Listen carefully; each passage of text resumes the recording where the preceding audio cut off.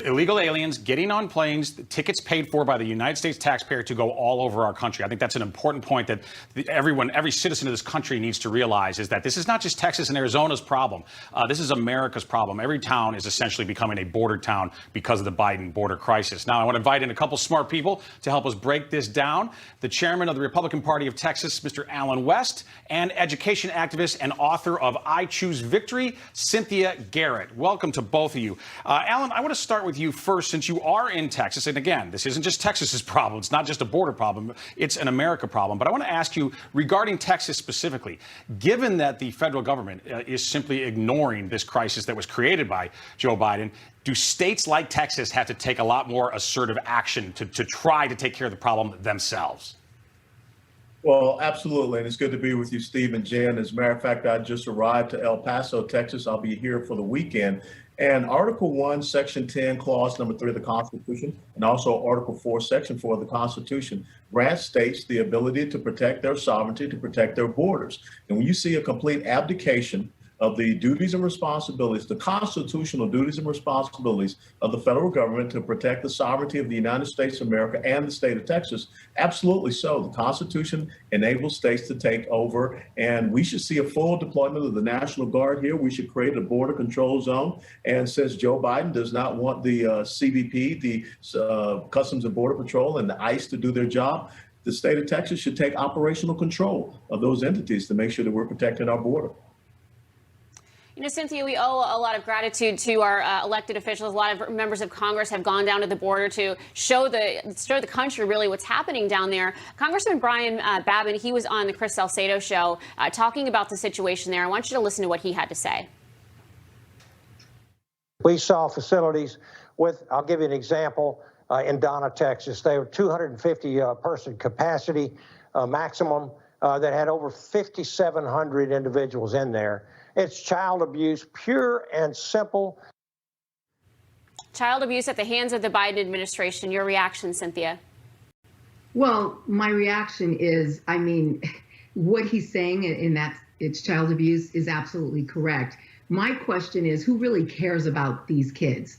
You know, we've seen this issue politicized, at least for all of my lifetime. You know, it's an issue that to me is like race. As long as you keep it alive and blame the other side, you can essentially use it as a power grab. It's politicking at its highest. And when I look at these kids, my first thought is, first of all, when children are coming across a border unaccompanied, that should be a huge red flag. Should we be accepting them, not knowing where they're coming from, not knowing how they got there, not knowing where they're going? No. And, you know, when you do things with full transparency, to what Alan was saying, you know, about the movement of these kids, when you do things with full transparency, it's because you're trying to do things right. The reason why these kids are being moved in the middle of the night to Tennessee, a state that I actually also live in, is because something is wrong here. You know, you don't do things in the middle of the night when things are right. You do that when they're wrong. And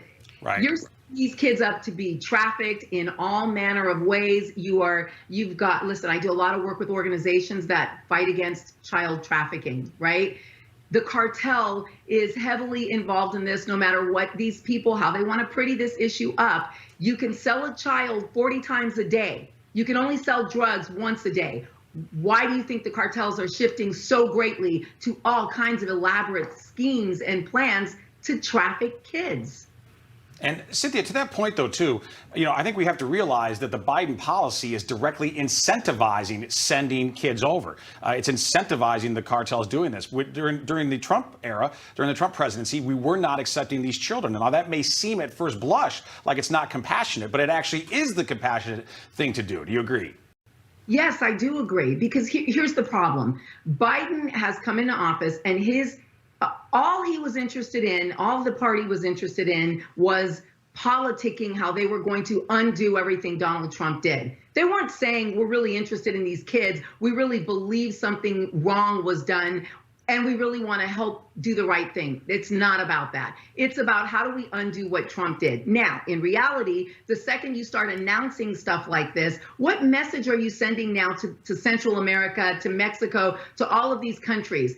Basically, the confusion has sent the message, hey, come over here. So every charlatan smuggler and trafficker who can get $6,000 or $7,000 from an already poor family is going to lie to them, deceive them, dupe them, do whatever they can do to get that money. And they don't care where these kids are dumped off on a border. They don't care. The confusion has sent the wrong message. We need hardcore immigration policies so that nobody is confused. You don't come here unless you come legally, period. Exactly. Alan, I'm curious. You said you're in El Paso. You know, I find it interesting. About a month ago, 6 weeks ago, conservative media was really focused on the border situation. That was all you heard about. It seems like that's starting to die down. What can you tell us from where you are and what you're seeing right down there in Texas? Well, all along the Rio Grande Valley, we are seeing an overrunning of our border. As a matter of fact, you have several counties in the Rio Grande Valley that are declaring declarations of disaster. They're being overrun. Many of these cities, like Uvalde, the mayor there, he's seeing more people come in and traverse through his city and his county than actually live there. And I want to just echo one of the things that Cynthia talked about and how dire and drastic this situation is. Texas is the #1 state in the United States of America for human and sex trafficking. Dallas and Houston are the top 2 cities for human and sex trafficking in the United States of America. But yet we are allowing these young kids and young children. As a matter of fact, in Dallas, we have 3,000 to 4,000 that are housed in the convention center there, or are slowly being released into our communities. So this is not humane, what Joe Biden has done. It's unconstitutional. It is completely wrong. It is a crisis, and our states need to step up and take control of the situation. Well, listen, both of you speak with great insight and forcefulness on this issue, and I can promise you that Cortez and Pellegrino, this show is going to continue to cover what's going on with the Biden border crisis. Alan West and Cynthia Garrett, thank you both so much for joining us tonight. Um,